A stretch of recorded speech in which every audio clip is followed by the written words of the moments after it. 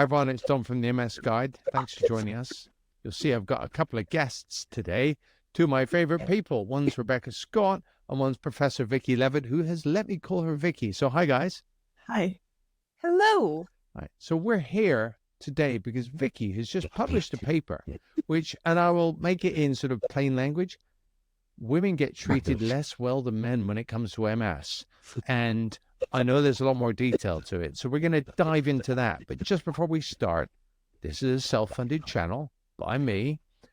I have some really kind Patreon supporters, and there'll be a Patreon link there. So for less than a cup of coffee a month, you can help this channel carry on, because I don't take pharma money, etc. So it's really designed for patients like me and Rebecca to speak to experts like Vicky and see what we can get out to make your life better. Anyway, guys, enough of that. Vicky, I know I'm not doing it justice with that description, but what I take from the paper is essentially you get treated sooner and with a higher efficacy medicine. Well, you're more likely to if you're male than if you're female. And I mean, that's worrying on so many levels, but also there's the educational attainment thing. And those are two things that by the time you get diagnosed with MS, it's really hard to fix. You know, change your gender, change your education. Or change your XY chromosomes. Yeah. Yes. Well, right. So it's so seriously, I was talking to Rebecca a bit earlier, and it's just change has to come, I think, from somewhere else, from the clinician side of thing, and you bringing these results in front of people. Why don't you tell us what you feel the highlights of the paper are? Well, if you'll allow me to, I want to set this small piece of work into the broader context of what I got interested in several years back. I was actually about to publish a paper on whether anxiety and depression have different cognitive footprints in people with MS. I thought this was an interesting question because they often kind of get binged together like mood stuff. And in fact, they're very, very different, right? Anybody who's ever been anxious definitely knows that that is not how depression feels and vice versa. So in any case, right before I went to publish the paper, which had interesting findings because they do have distinct cognitive footprints, I thought to myself, I wonder if there are any differences between men and women. And so I split up the sample, and holy moly, very different stories. And all of a sudden I thought, oh gosh, what do I do now? Do I pull it back and not submit and write up this different story as it is and try to put it forth, even though the sample of men is much smaller than the sample of women, which is always going to be the problem when we do research in MS. And ultimately, I was like, I'm just going to send it out and publish it. And I'll just live with this story in my heart, that there are big differences between men and women, which actually shouldn't be like any secret. I think we can all recognize that there are big differences between women and men. Hey, there's books about it. Men are from Mars, women are from Venus, or something like that. Well, right. But then I just decided, look, I can't ignore this, right? I have to go down this rabbit hole and I have to start digging in deeper.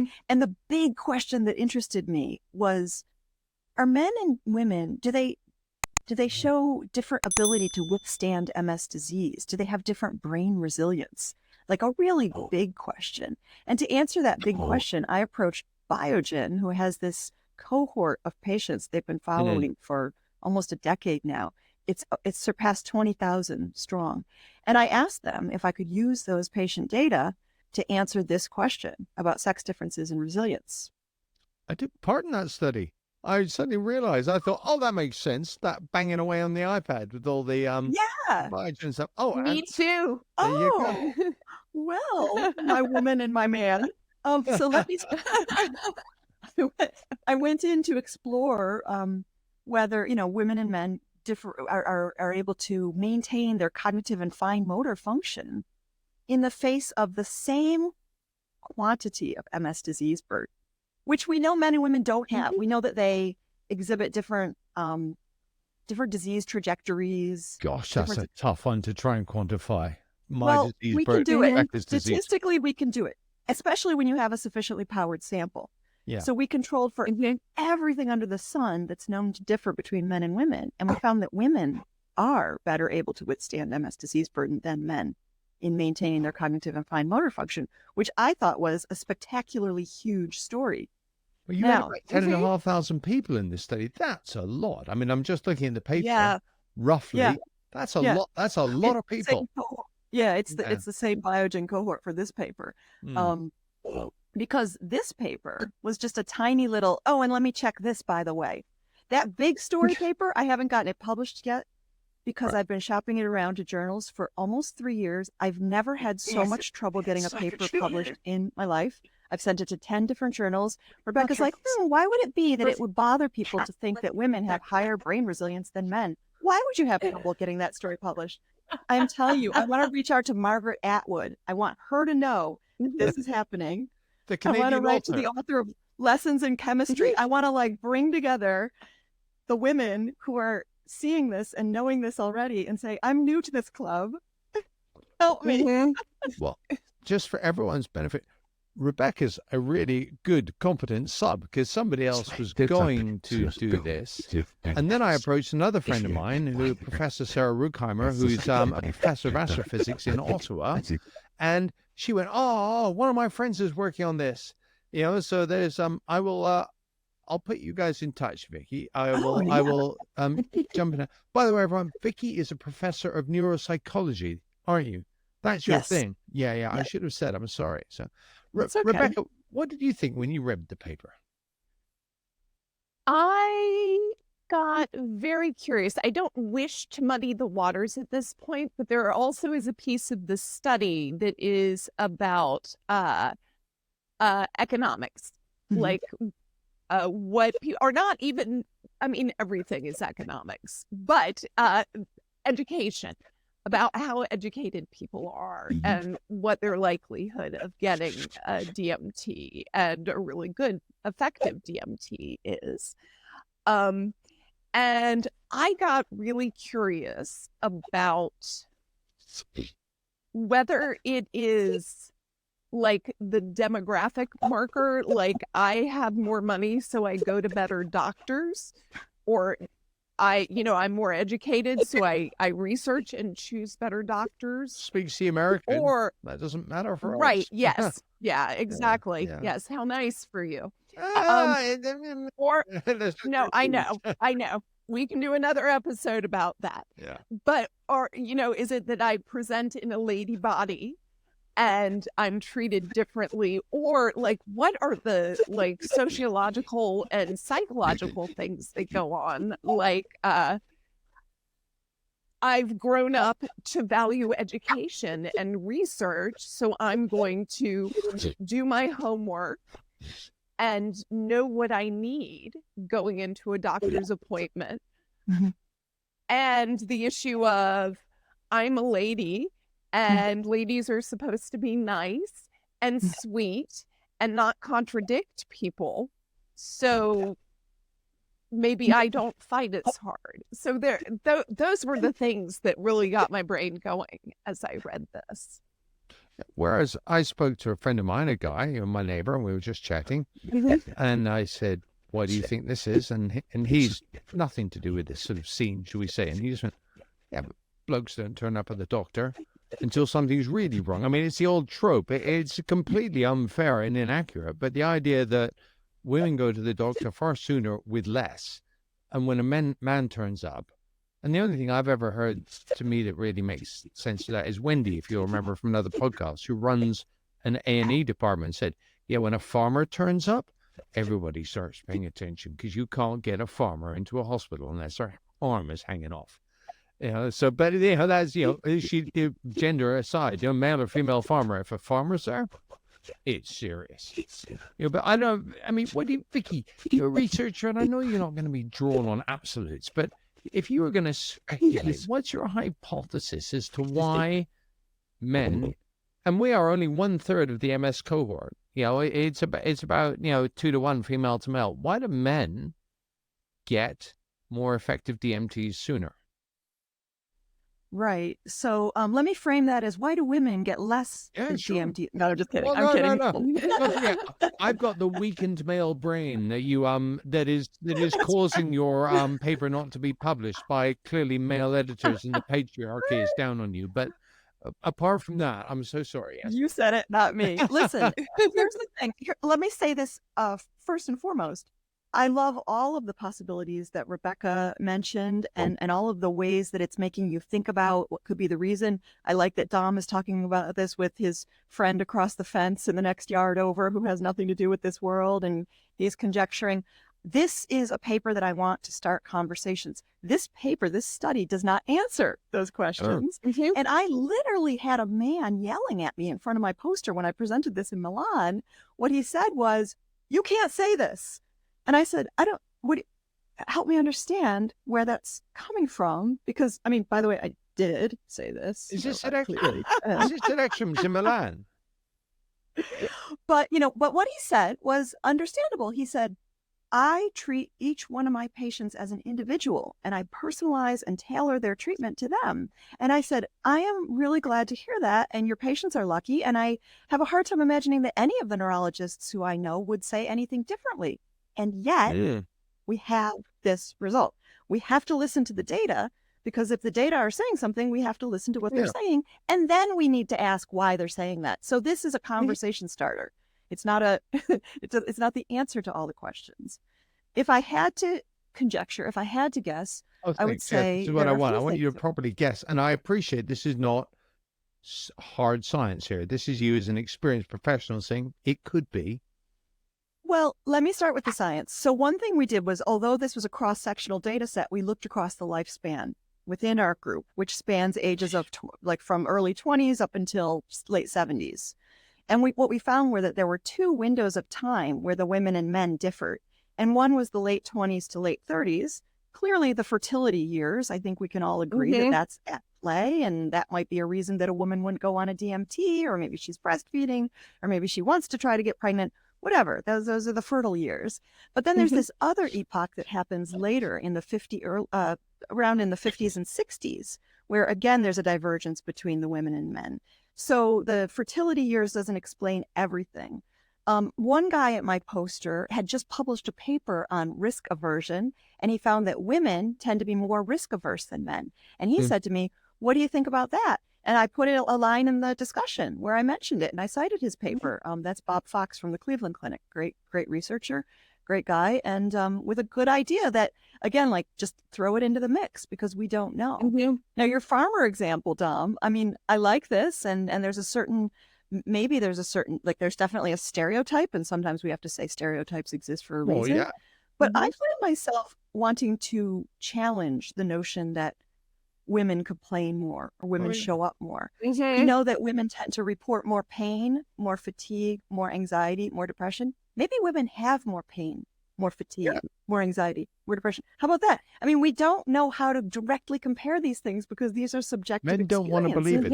That's the thing. It's I don't think men want to think that women can, shall we say, outstrip them on in terms of, it's all just seen as, it's probably a bit wishy-washy. That's some form of weakness. It's over-reporting. I mean, I was just that person that said to you, I treat everybody equally. I would have had to resist the urge to lunge at them, because if they are, well, he was resisting the urge to lunge at me, and not in like a romantic way.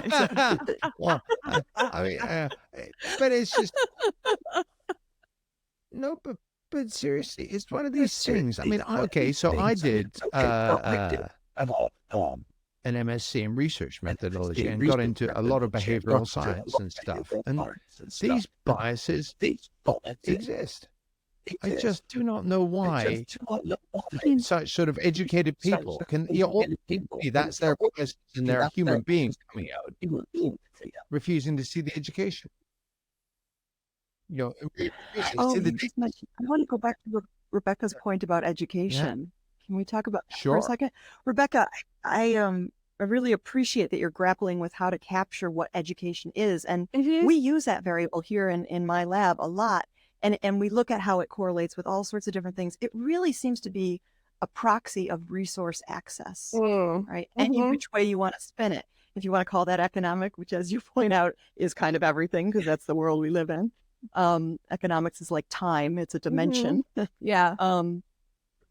but it's a proxy of access and resource access. And I think that it deserves our attention for just a second, because that finding for me was not at all surprising. It was like oh yeah, sure.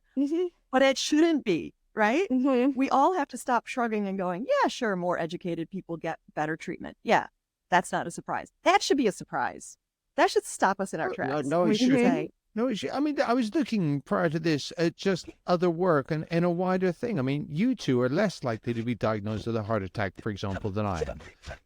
And yet when it comes to medicating, it is apparently, if I'm going to summarize what I've read, the fact that somebody with a greater level of education is better able to understand their own health in a sort of both a personal and a, so we say, an arm's length perspective, and then be able to contextualize the discussions around it and the medication around it and the effects. And that's not gender related. That's purely educational attainment related. you're confounding education with intelligence right now, I fear. I think there may be a degree of that, but I mean, I've met highly intelligent people that haven't had a formal education, and they certainly sometimes seem to struggle with putting things in such a manner. Because if education teaches you anything, it teaches you how to explain and frame. And I always say it didn't teach me much about stats, but it taught me how to think. I don't know if you agree with that. Again, that's just a purely personal take on it. You look very I'm waiting for Rebecca. She was about to jump in. Oh, no, I wasn't. I mean, no pressure. Again, I think as a reasonably highly educated lady who fancies herself as more than reasonably intelligent, it's hard not to conflate those things. And yeah, there's so much more at play with, I mean, one of the reasons why I'm as well educated as I am is that there were means that were sorted out to get me there. So I'm just, I mean, I don't, again, wish to take us on a different path, and I'd love to hear more about this, but I think the real question I have with all of this is like, okay, so Vicky has mined like all of this huge amount of data. And now we have some results that, as Vicky said, like raise more questions, which is wonderful. I love questions. I'm a professional coach, for God's sake. And my question is like, as a patient, and as doctors who are out there in the world, like what can we do differently now that we have these big questions? Can I jump in 1 second? I think the burden falls on the professionals, because as much as we want, by the time you get an MS diagnosis, you're unlikely to be able to change your income level, your education level, your intelligence level, or your gender, like I said. So therefore, to me, the burden sits at the professional side of things. Go, Vicky. Tell us what they should do. That was precisely my first thought, but then I stopped myself and I heard Rebecca say, what can I do? What can we do? And I thought, I don't want to wrest the power from your hands. Like, in the hands of the person with MS can be this information going into your doctor, and it can perhaps help you advocate. Listen, I heard that women are less likely to get put on DMTs than men, so I want to make sure that we cover that in this appointment, and you explain to me the thinking and the decision-making around whether or not I should be put on a DMT. Now, can you walk me through that? Oh, you're not familiar with that work? It's by this brilliant neuropsychologist from Columbia University. Her name is Dr. Vicky Leavitt. You should totally know her. That's the conversation. That's the conversation. By the way, everybody, I'll put a link to all of Vicky's stuff in the descriptions and everything. So if you want to revel, soak in her brilliance and just get it, that's how you'll get there. But it's no, but Vicky, when you say that, all I hear or all I'm thinking is more intelligent and more educated people to take that approach. How do you, frankly, if we look at a standard distribution curve and we put a line in the middle, half of us are going to be less educated or less intelligent or whatever than the other half. So if you're a doctor and you're dealing with somebody who falls, it's no fault, it's no judgment. It's just if they fall on that side of the line and they're not asking you Why should the burden be on the patient to come to the doctor and say, I understand that women don't get medicated as effectively as men. Can you help me understand how that relates to me? Why not a 100%. patient? 100%.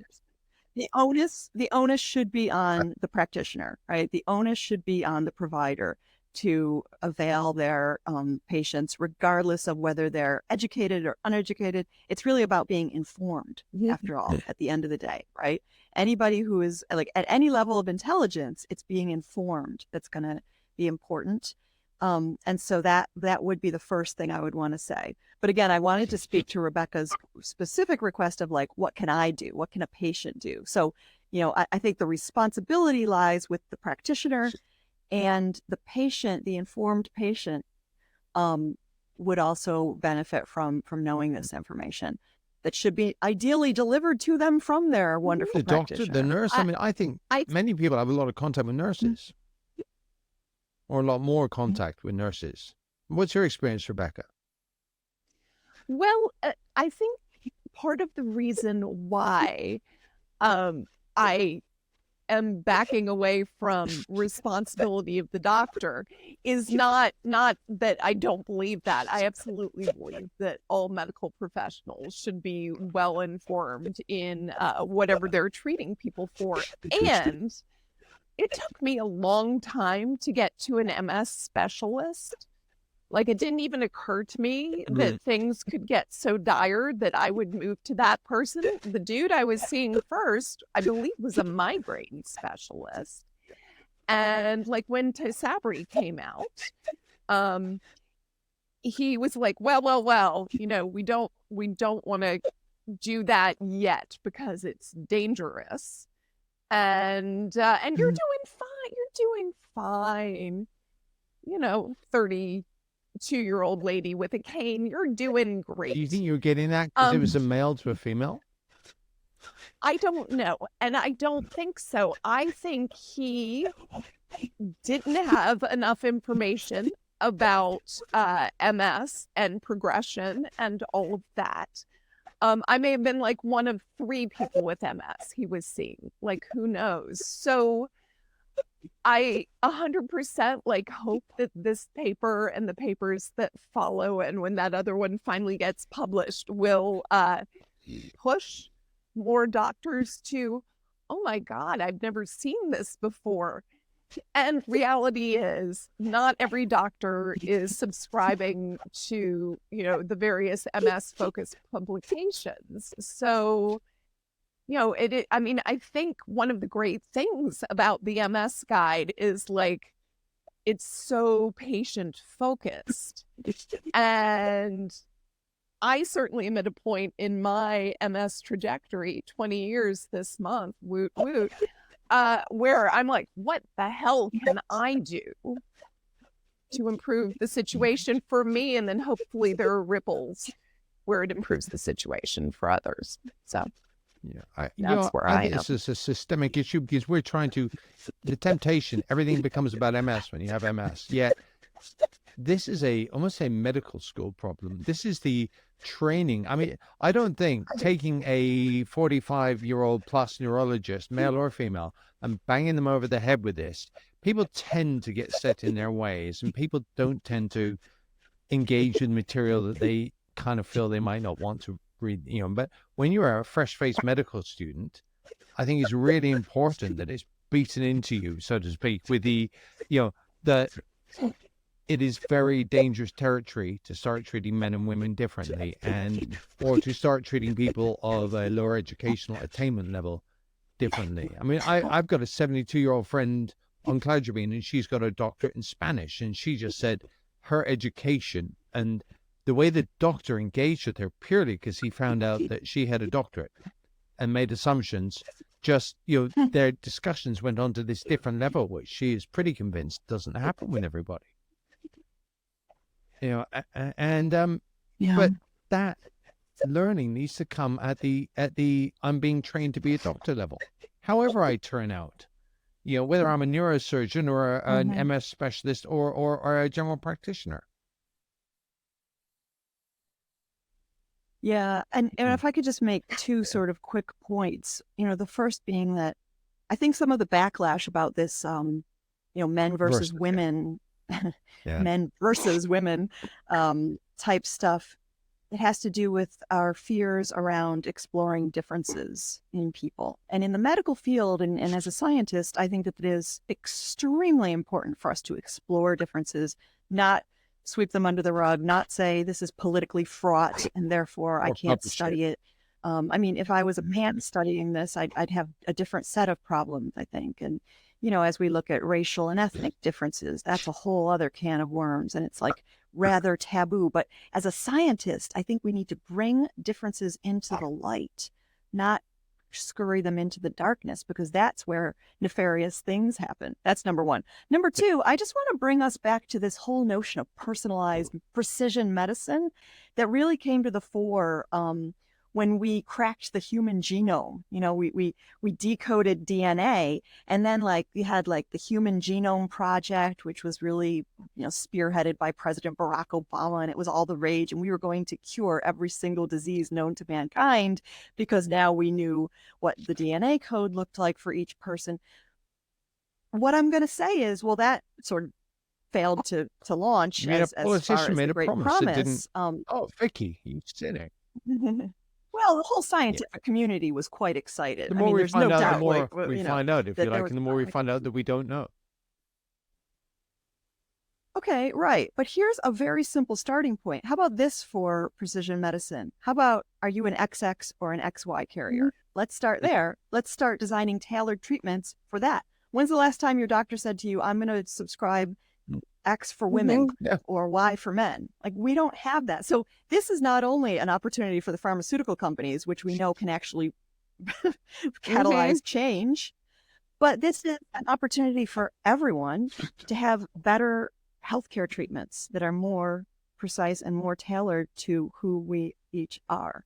So that's what I would hope that this work would start to set in Vicky, motion. if you were going to give somebody, a patient who's listened to the end of this, because we are near the end, a takeaway, something they can do with what you've learned in this, if a patient could do one thing, what do you think to sort of improve their loss or their interaction with their doctor? I know I'm putting you on the spot and it's slightly unrealistic, but go on, make something up. Well, I'm dreaming of a world where people with MS come together and advocate for precision medicines that are designed just for women and just for men. Because, you guys have a lot of time on your hands and a lot of energy. So Oh, you should do that. I mean, Totally. I'm swimming in time and energy. I have pharmaceutically enhanced energy, and time is, I can't change. So, but Vicky, don't swerve it. I think One thing somebody could do, even a question to ask. I mean, I'll tell you what I say to people: when you're not sure about something, ask your doctor to write down verbatim in the notes that you asked for something and the medical reason that they chose to not give it or do it or whatever. I say, and that should help focus their mind and maybe even have that little tinkle of that word lawsuits in the back of their head. Because if they're going to go down a route where they're going to do that, dig in, be slightly awkward, write it down, pal.